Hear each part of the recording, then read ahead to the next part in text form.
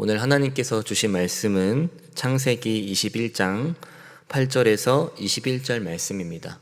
창세기 21장 8절에서 21절 말씀, 구약성경 26쪽에 있습니다. 제가 봉독하겠습니다. 아이가 자라매 젖을 떼고 이삭이 젖을 떼는 날에 아브라함이 큰 잔치를 베풀었더라.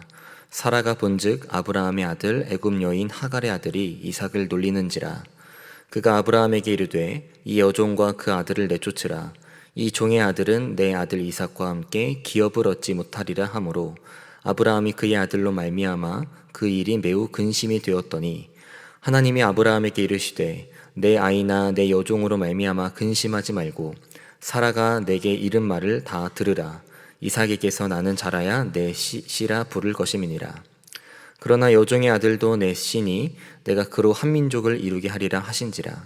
아브라함이 아침에 일찍이 일어나 떡과 물 한 가죽 부대를 가져다가 하갈의 어깨에 메어주고 그 아이를 데리고 가게 하니 하갈이 나가서 브엘세바 광야에서 방황하더니 가죽 부대의 불이 떨어진지라.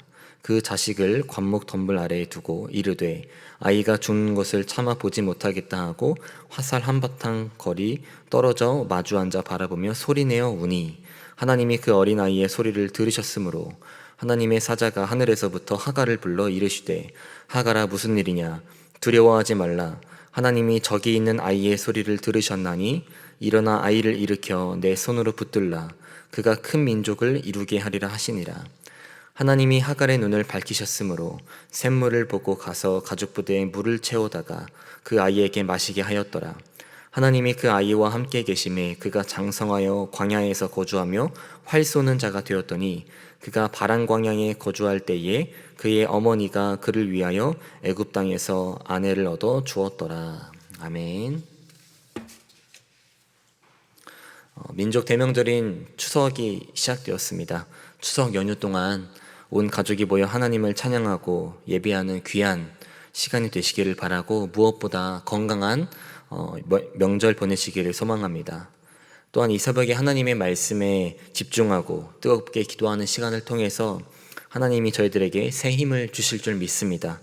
언제나 저희들을 향하신 하나님의 뜻과 그 계획을 발견하면서 나아가는 저와 여러분이 되시기를 소망합니다. 오늘 살펴보려고 하는 본문에는 굉장히 익숙하고 많이 들어본 인물들이 등장합니다.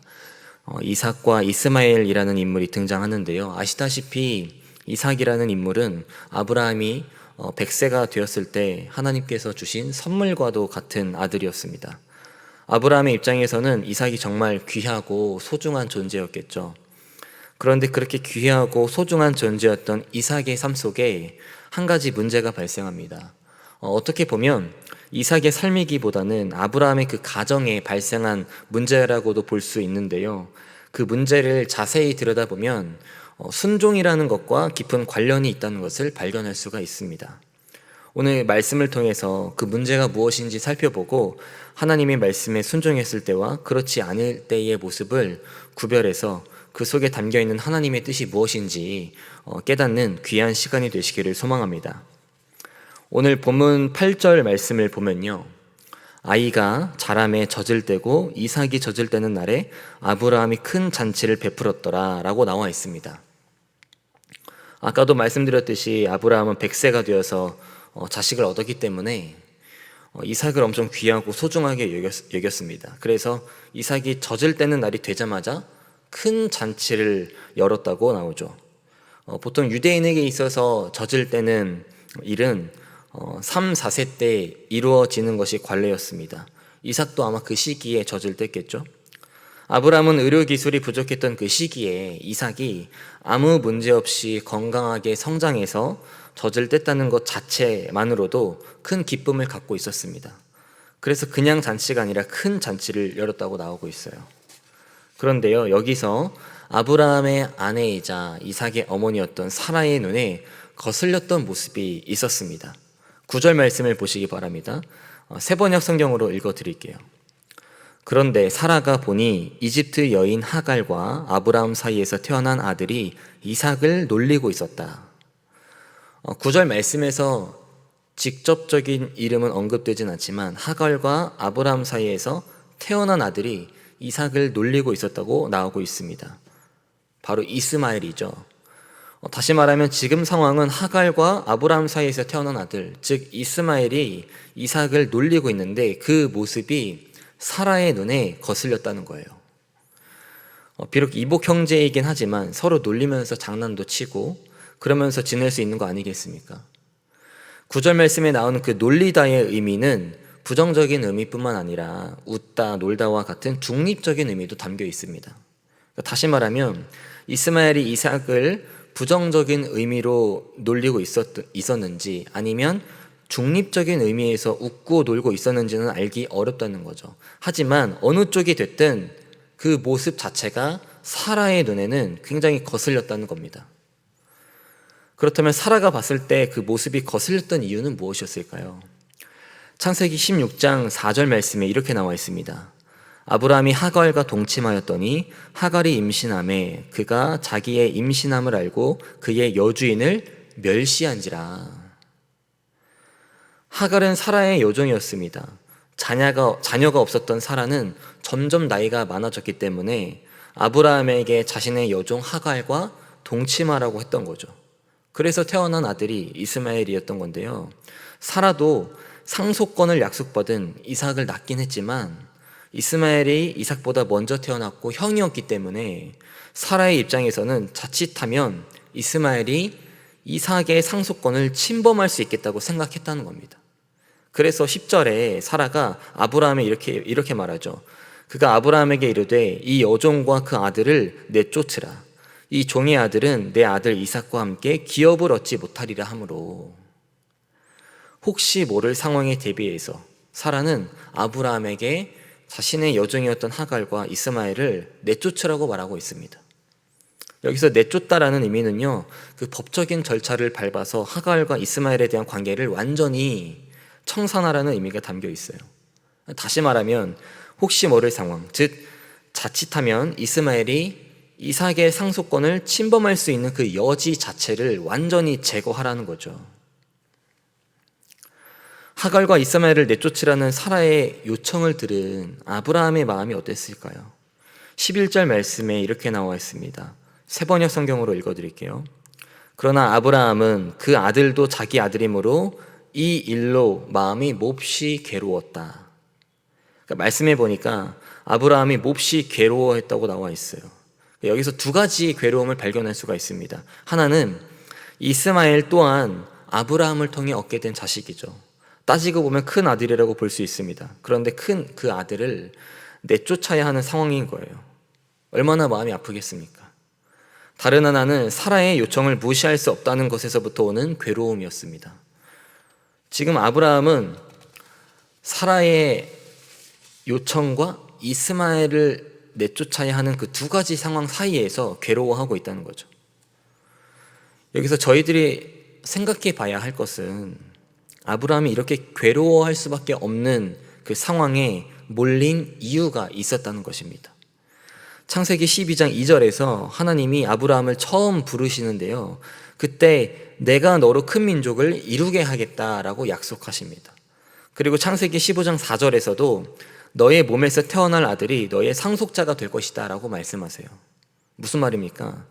그때가 언제인지는 하나님만 아시겠지만 아브라함의 그 모든 것을 물려받을 수 있도록 상속자, 즉 자녀를 줄 것이라고 분명히 약속을 하셨다는 거예요. 그런데 16장 2절 말씀을 한번 잘 들어보시기 바랍니다. 세번역 성경입니다. 사레가 아브라함에게 말하였다. 주님께서 나에게 아이를 가지지 못하게 하시니 당신은 나의 여종과 동침하십시오. 하갈의 몸을 빌려서 집안의 대를 이어갈 수 있기를 바랍니다. 아브라함은 사레의 말을 따랐다. 사라가 아브라함에게 뭐라고 말하고 있습니까? 주님께서 나에게 아이를 가지지 못하게 하시니 라고 말하고 있습니다. 무슨 말입니까? 하나님께서 아브라함의 가문을 이어나갈 수 있는 그 자식을 줄 것이라고 분명히 말씀하셨고 약속하셨음에도 불구하고 그 약속에 순종하지 않는 모습을 지금 보이고 있다는 겁니다. 다시 말하면 인간의 생각으로 판단했다는 거예요. 내가 나이가 점점 많아져 가도 아이가 없는 걸 보면 하나님이 나에게 아이를 가지지 못하게 하시는구나. 하나님의 뜻보다 이 인간의 판단이 앞서게 되니까 하나님께서 말씀하신 약속은 보이지도 않게 됩니다. 16장 2절 마지막 부분에 뭐라고 나와 있습니까? 아브라함은 사라의 말을 따랐다. 아브라함도 그렇고요, 사라도 그렇고요, 우리 가문을 이어나갈 자식이 너무 필요하다. 나이가 더 많아지면 정말 아이를 갖지 못할 수도 있겠다. 하나님께서 분명히 약속하셨음에도 인간의 판단이 앞서게 되니까 조급함과 불안함이 생긴 겁니다. 인간의 판단으로 인한 대책이 뭐였습니까? 하갈이라는 여종과 동침하라는 거예요.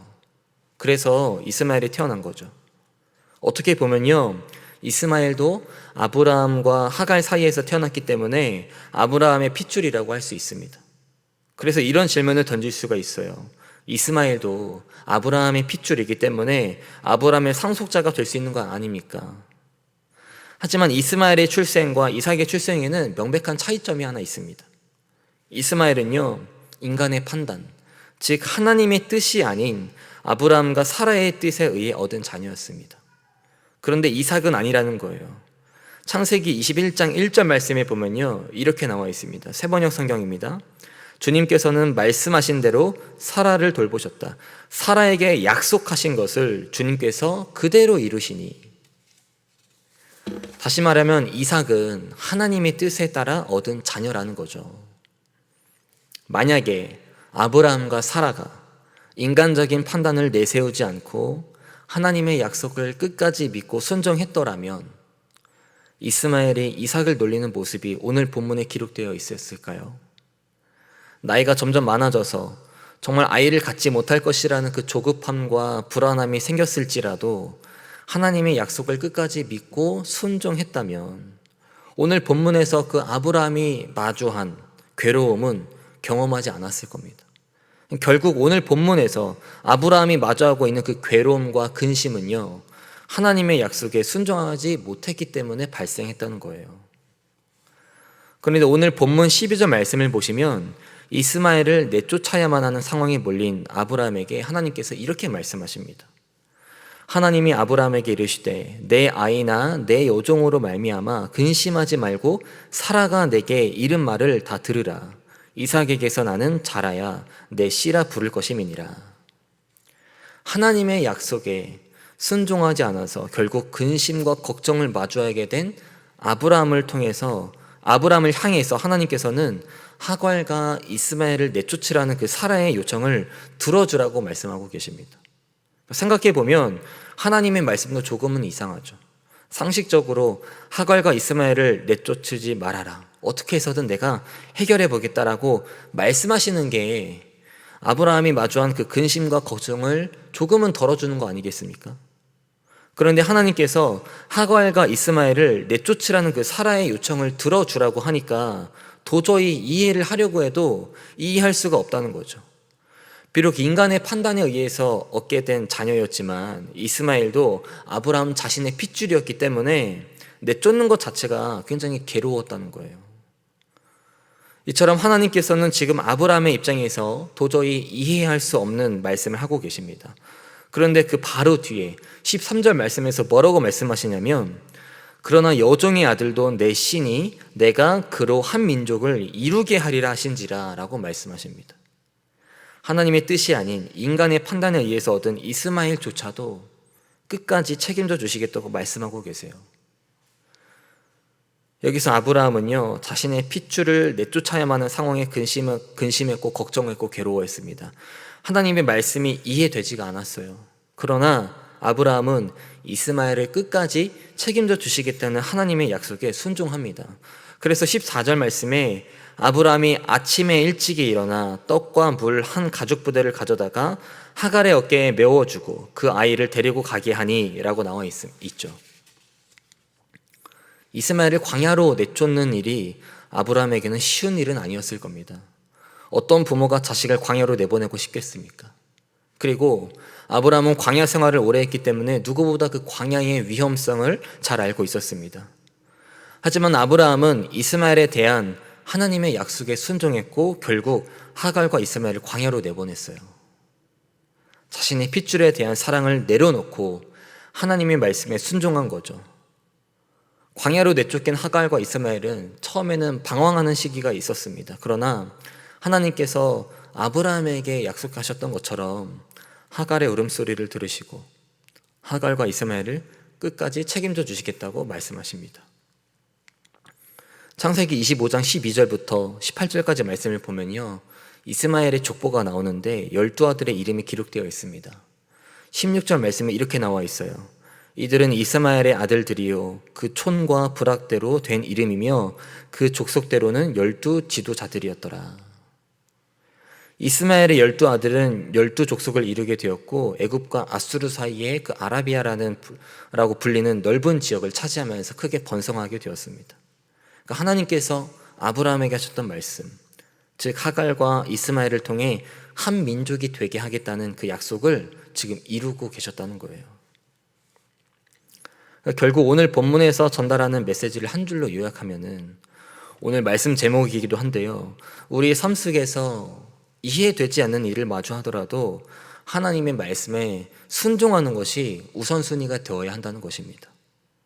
때로는 아브라함이 경험했던 것처럼 하나님의 말씀이 내 삶 속에서 조금은 더디게 이루어지고 있는 것만 같다는 마음이 들 때가 있어요. 그리고 어떻게 이런 상황 속에서 하나님의 말씀이 이루어질까 이해되지 않을 때도 있습니다. 하나님의 말씀에 대해서 이해되지 않는 것만 같고 조금은 더디게 이루어지고 있는 것만 같다는 마음이 들 때마다 저희들은 아브라함과 사라가 받았던 그 유혹처럼 하나님의 뜻과 상반되는 그 인간적인 방법, 인간의 뜻으로 그 상황들을 해결하려고 하는 그 유혹을 받을 때가 있습니다. 그러나 하나님의 뜻보다 인간의 뜻이 앞서려는 유혹, 하나님의 말씀이 아닌 인간의 판단으로 그 상황들을 해결할 수 있을 것만 같다는 유혹을 저희들의 삶 속에서 철저하게 경계할 수 있어야 됩니다. 저희들은 그 유혹을 경계하고 그저 하나님의 말씀에 순종하기만 하면 되죠. 과거에 이스라엘 백성이 40년의 광야 생활을 마무리하고 가나안 땅으로 들어가기 전에 요단강을 건너야 했습니다. 그런데 그 시기가 하필 요단강의 물이 넘쳐 흘렀고 물살이 굉장히 셌던 시기였어요. 그럼에도 언약궤를 메고 있던 제사장들은 맨 앞쪽에서 서서 발을 내딛었습니다. 넘쳐 흐르는 강물을 보고 두려울 수 있었고요. 어떻게 넘치는 강물에 발을 내디딜 수 있냐고 이해되지 않는 상황이었지만 강물에 발을 내딛는 순간 하나님께서 그 강물의 흐름을 그치게 하실 거라는 말씀에 순종했습니다. 하나님의 말씀에 순종한 결과 평지를 걷는 것처럼 요단강을 건널 수가 있었죠. 또한 여리고성을 무너뜨릴 수 있었던 이유가 있었습니다. 여리고성을 무너뜨리기 위해서 하나님이 말씀하신 방법은 여리고성을 돌라는 것이었어요. 6일 동안 하루에 한 번씩 불고 7일째 되는 날에는 7번을 돌라는 거예요. 그러면 여리고성이 무너진다는 거죠. 하나님의 명령이긴 하지만 상식적으로 이해가 되지 않는 말씀이었습니다. 하지만 이스라엘 백성들은 순종했습니다. 조금의 의심이 없었어요. 그래서 여리고성을 무너뜨릴 수가 있었죠. 이처럼 저희들의 삶 속에서 정말 이해되지 않는 상황을 마주할 때가 많이 있습니다. 그러나 그 속에는 분명히 저희들을 향한 하나님의 뜻이 있으시고 계획이 있으십니다. 이해되지 않는 상황을 마주하더라도 하나님의 말씀에 철저하게 순종하시길 바랍니다. 그럴 때 하나님의 은혜와 평강을 경험하실 줄 믿습니다. 말씀을 정리하겠습니다. 로마서 8장 28절에 이렇게 나와 있습니다. 우리가 알거니와 하나님을 사랑하는 자, 곧 그의 뜻대로 부르심을 입은 자들에게는 모든 것이 합력하여 선을 이루느니라. 그의 뜻대로 부르심을 입은 자들에게는 모든 것이 합력하여 선을 이루느니라. 저희들을 향한 하나님의 뜻과 계획이 있으시고요. 저희들은 그 뜻과 계획에 부르심을 입은 자들입니다. 때로는 상식적으로 이해되지 않는 상황을 마주할 때도 있겠지만 인간의 생각으로 이해하려는 순간 하나님의 뜻보다 앞서려는 유혹을 받게 됩니다. 그 유혹을 철저히 경계해서 부르심을 받은 자들답게 하나님의 뜻에 순종하며 나아가시기를 바랍니다. 하나님의 뜻에 순종하는 삶을 살아갈 때 하나님께서 이렇게 말씀하십니다. 모든 것이 합력하여 선을 이룬다. 우리의 인생 속에서 세상의 소리, 인간의 생각과 판단에 귀 기울이는 것이 아니라 오직 하나님의 말씀에만 귀 기울이고 순종하며 살아가시기를 바랍니다. 그래서 하나님께서 부어주시는 그 은혜와 평강을 경험하면서 나아가는 저와 여러분이 되시기를 주님의 이름으로 축복합니다. 기도하겠습니다. 하나님, 오늘 창세기 21장에 나와 있는 이삭과 이스마엘의 이야기를 통해 순종에 대한 말씀을 살펴봤습니다. 하나님께서 허락하신 인생 속에는 때로는 인간의 생각으로 도저히 이해할 수 없는 상황을 마주할 때가 있습니다. 나름대로 열심히 기도하고 하나님의 말씀에 집중하려고 하는데 왜 이렇게 나는 더딘 것만 같을까? 이해할 수 없는 상황을 경험합니다. 그래서 하나님의 말씀에 대해 확신이 서지 않고 하나님의 말씀보다, 하나님의 뜻과 계획보다 인간의 생각이, 인간의 판단이 앞설 때가 있습니다. 하나님, 말씀보다 앞서려는 유혹을 담대히 이겨낼 수 있도록 붙잡아 주시고 그 유혹을 철저히 경계할 수 있도록 함께하여 주시옵소서. 그래서 이해되지 않는 상황을 마주하더라도 인간의 생각과 판단을 뛰어넘으시는 하나님의 말씀에 순종할 수 있도록 인도하여 주시옵소서. 오직 하나님의 말씀에만 순종해서 그 무엇과도 비교할 수 없는 은혜와 평강을 경험하는 저희들이 될 수 있도록 함께하여 주시옵소서. 이 시간 우리 스피커교회를 위해 기도합니다. 이 땅 위에 우리의 교회를 세워주신 이유와 뜻이 있을 줄 압니다. 어렵고 힘든 세상 속에서 우리 스피커교회를 통해 하나님께서 하시고자 하는 일이 무엇인지 하나님의 마음을 구할 수 있도록 붙잡아 주시고 세상에 빛이 되는 선교적인 교회로 나아가 하나님 나라를 확립해 가는 데에 도구로 사용될 수 있도록 인도하여 주시옵소서. 또한 예수님을 모르고 살아가는 이웃들을 위해, 하나님의 사랑 없이 살아가는 이웃들을 위해 우리 스피커교회가 그들에게 희망을 전하고 하나님의 사랑을 전하는 데에 쓰임받을 수 있도록 함께하여 주시옵소서.